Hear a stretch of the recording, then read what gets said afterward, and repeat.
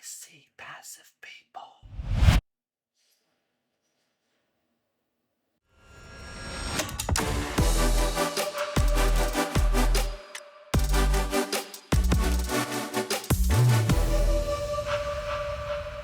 Hey, what's up? It's Lascelles McCarthy here, coming at you about being passive, aggressive, or passive aggressive.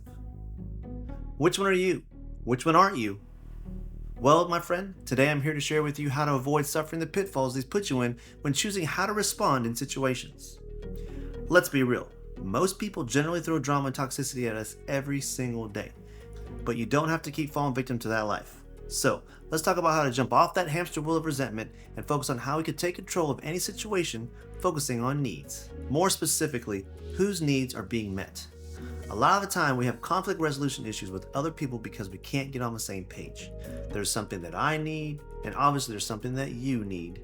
And when we can't meet those needs together, we have conflict. So whether it's a random person, a loved one, a child, or a coworker, let's talk about how we can minimize conflict with others. First on the list, passive.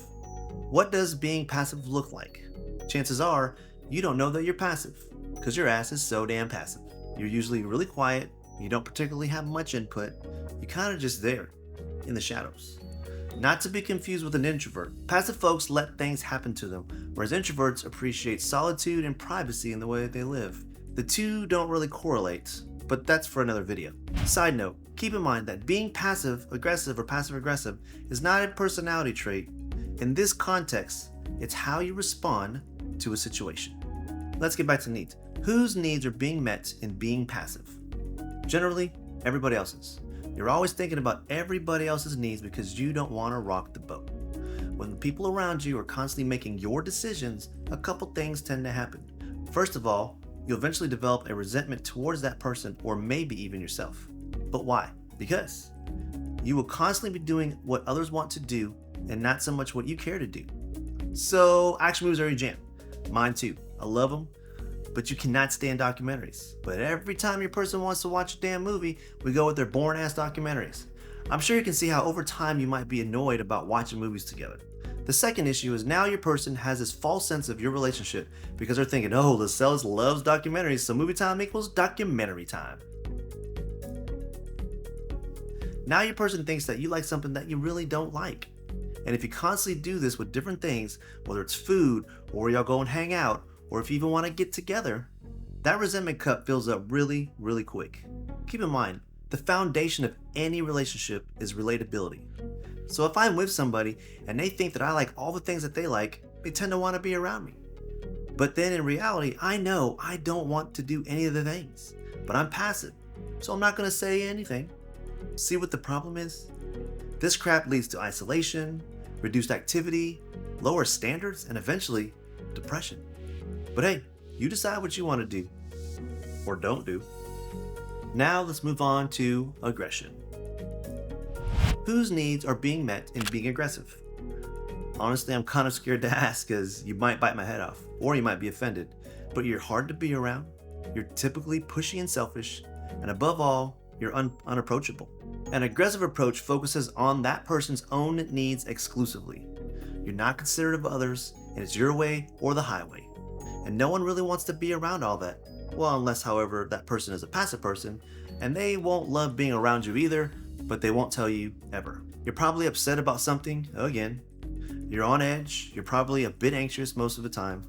That's just not a good way to live. It's gonna mess with your mental health and your physical health.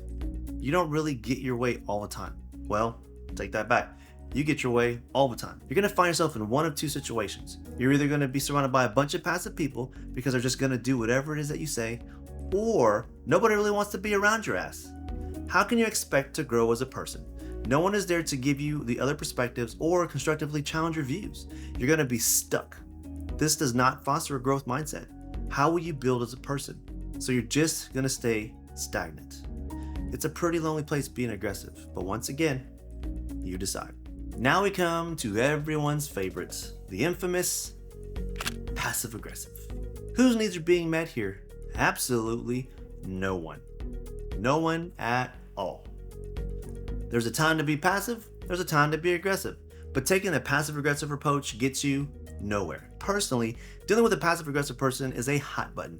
If you are indecisive and cannot make a decision, I just want to fight you. Just fight you.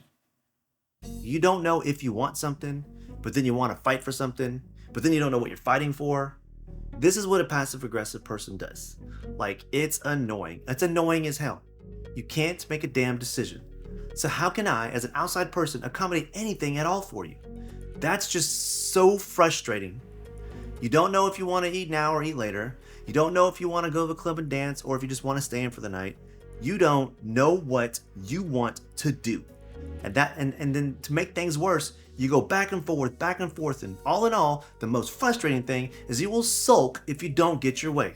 But then you will also be aggressive if you don't get your way. You can't win.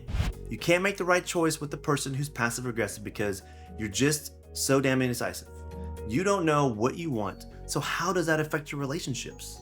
Well, people don't know what you like and what you want, so they can't provide for you.